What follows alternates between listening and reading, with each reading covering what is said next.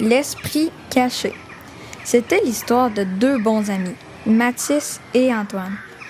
On se promenait tranquillement dans la forêt que tout à coup, Antoine voit au loin une sorte de vieille cabane faite en bois avec un petit peu de lumière verte étrange. Et ils retournent chez eux. Le lendemain matin, Mathis et Antoine se rejoindront à l'école où ils en parleront à tous leurs amis.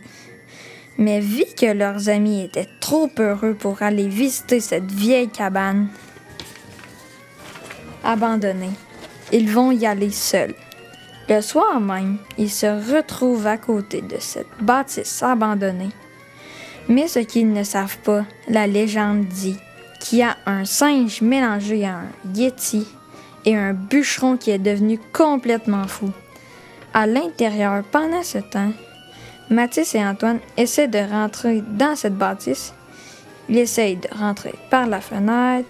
Ils regardent avant d'entrer. Et là, ils voient une sorte de grosse araignée qui avait fait sa toile sur la fenêtre. Et aussi, quand ils regardent, ils voient une sorte de lumière verte se promener dans la bâtisse. Mathis trouve ça bizarre. Il dit à Antoine, moi, je rentre chez moi. Antoine insiste pour rester.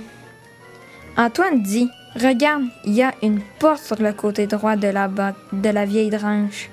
Mathis dit, t'es sûr, Antoine, de vouloir d'y aller? Suis-moi, Mathis, on va y aller.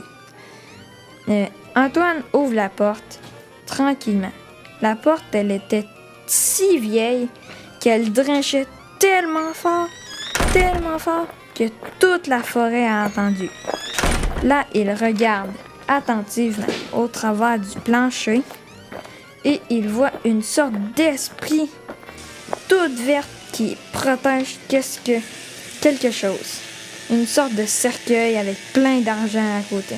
Un genre de butin, en fait. Quand il voit le butin, il court pour venir le récupérer. Tout à coup, Antoine tombe à cause d'un piège installé par l'esprit qui hantait ce bâtiment. Mathis a peur que Antoine soit mort ou même blessé. Et là, Mathis regarde dans le trou que Antoine est tombé et il a un peu de mal à se relever. Mathis tend la main pour que Antoine l'attrape. Il arrive à l'attraper, la main de Mathis, qui l'aide à remonter. Un coup remonté en haut, Mathis avertit Antoine de faire attention au piège et à où qu'il met les pieds. Antoine dit « Regarde devant toi, il y a un autre piège. Essaye de ne pas tomber dedans. » Il recommence à marcher vers le butin.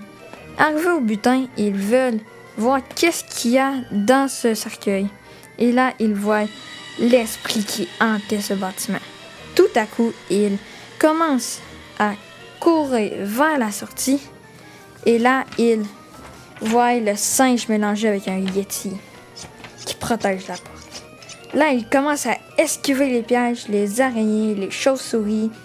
Et là, Mathis a pensé à une idée. L'idée était de tendre un piège au singe yéti et à l'esprit. Il attire le singe, mélangé avec une sorte de yéti, jusqu'au piège que Antoine est tombé tout à l'heure. Et là, le singe yéti veut sauter pour attraper Antoine, se tasse et le singe yéti tombe la face la première dans son propre piège. Et là, il reste l'esprit. Il décide de le renfermer dans le cercueil. Il décide d'attirer son attention et il l'attire dans le cercueil et le renferme aussitôt.